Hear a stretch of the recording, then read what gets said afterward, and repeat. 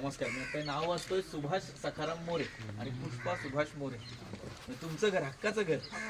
क्या बात आहे. वा वा वा. कसं वाटतंय नवीन घर स्वतःचं एकदम हक्काचं घर. स्वप्न पूर्ण झालं. स्वप्न पूर्ण झालं. वा वा वा.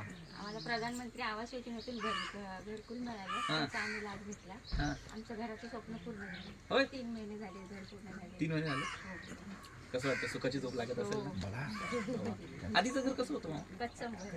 कच्चं घर होतं. म्हणजे कसं म्हणजे साधारण वर्णन करू शकतो? माती चिकल मातीचं. चिकल मातीचं आणि दगड वगैरे का? हो. मग त्याच्यात पावसात वगैरे कधी छत गळेल किंवा काय? एकदम सुभाष मामांच्या डोळ्यात एकदम हे दिसतंय, पाणीच भरून आलंय अगदी घर मिळाल्यानंतर. प्रत्येकाचं स्वप्न असतं की नाही. आणि मग तुम्ही दोघं असता का इथे? नाही, दोघं आम्ही इथे. दोघं असता. आणि पाटीचं वैशिष्ट्य बघा, सौचं नाव पहिलं आणि मला अजून एक मला विचारायचं आहे तुम्हाला. तुमचं नाव, तुमच्या नावाची पाटी वाचली तर आधी सौंचं नाव लिहिलंय तुम्ही आणि मग तुमचं नाव लिहिलंय. म्हणजे तुमच्या पाठीशी लक्ष्मी आहेच तर.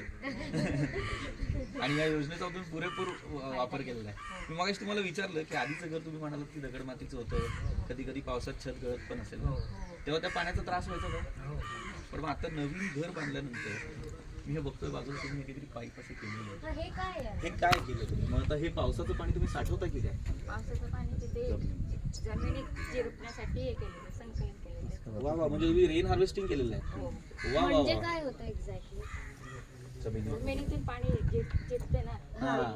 आणि मग खाली साठतं पाणी आणि मग ते आपण वापरू शकतो पुन्हा. ओ वाव. म्हणजे तुम्ही फक्त नवीन घर नाही बांधलेलं आहे, एक नवीन दिशा पण देत आहे आपल्या समाजाला की आपण या पावसाच्या पाण्याचा सुद्धा साठा करू शकतो, ते जमिनीत जिरपू शकतो.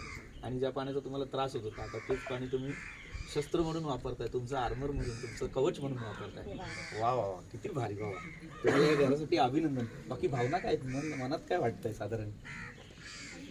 स्वप्न पूर्ण झालं. हा. घरकुल मिळालं त्याच्यामुळे. सुभाष मामा तुम्ही